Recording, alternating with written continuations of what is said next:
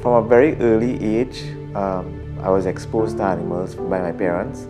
My dad used to have Doberman dogs, and from 2 years old, I used to live Point Fort, and I'd be known as the boy walking down to the beach in Pampers with two big Dobermans on either side of me.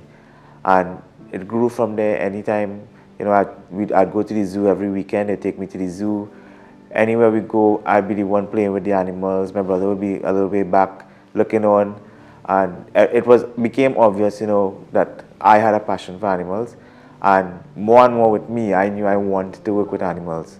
And being a vet and being able to help animals was my dream. I graduated as a veterinarian with honors. And from there on, I was realizing my dream as a veterinarian, ready to come out, ready to work hard and make my life a success and a happy one doing what I love. As soon as I graduated, I knew I was ready to work as a veterinarian. I wanted to get out there, start my career, start interacting with the animals. Once I opened my own clinic, I started a mobile veterinary service where I would take my veterinary service throughout the country. That year, for Mother's Day, I thought it would be a nice gift to the people of Trinidad and Tobago to have a spay drive. So I offered that for the entire month of May 2006, I was doing a spay drive where I'd go around and do spays for a very, very reduced price. On the 2nd of June 2006, I had my last 7 surgeries of the spay drive. Was heading back home around 11:15, bright sunlight, everything, and the rain had just started to fall. Coming down the highway, just past the St. Madeleine flyover, all I knew was that I felt an impact on my vehicle. I was driving. I had a van, and I saw in the back through my rearview mirror, I saw a truck pull off behind me, hit my vehicle, and that was when it all happened.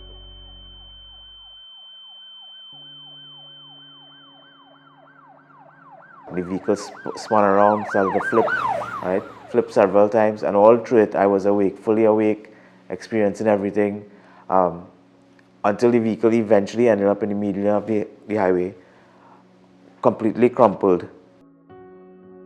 A 23-year-old man is hospitalized tonight after an accident in St. Madeleine. Kriyaan Singh is lucky to be alive after a truck slammed into his vehicle. But life for the young veterinarian will never be the same, as doctors say he will be paralyzed from the chest down. Officers later discovered that the driver of the truck was drunk. So I used my elbow and broke the window, and then pulled myself out up with my upper body through the window, fell on the ground. And I lay on the ground there waiting, I don't know for what, waiting for somebody to come and help. Eventually, some passersby came and they stopped. They came and the police officer stopped as well. And once the passersby called the ambulance and the ambulance was on the way, the policeman drove off to go after the person who hit the vehicle and kept driving the truck. One of the passersby who stopped, he asked me, if I have somebody I could call. I told him, call my dad. I was fully awake, could remember everything, so I gave him my dad's number. I remember him calling my dad and giving me the phone. And I told my dad, I said, Daddy, I was just in an accident. I can't feel my legs and I'm going to die. And my dad just broke down. When the ambulance came and picked me up, they took me to the hospital. There they did battery of tests, CT scans, MRIs. Eventually they said, yes, my spinal column at the level of the base of my neck is completely shattered and my spinal cord is crushed. Everything is fine. So suddenly now this new change to my life, having to relearn my body now, that from here down, I have no use of.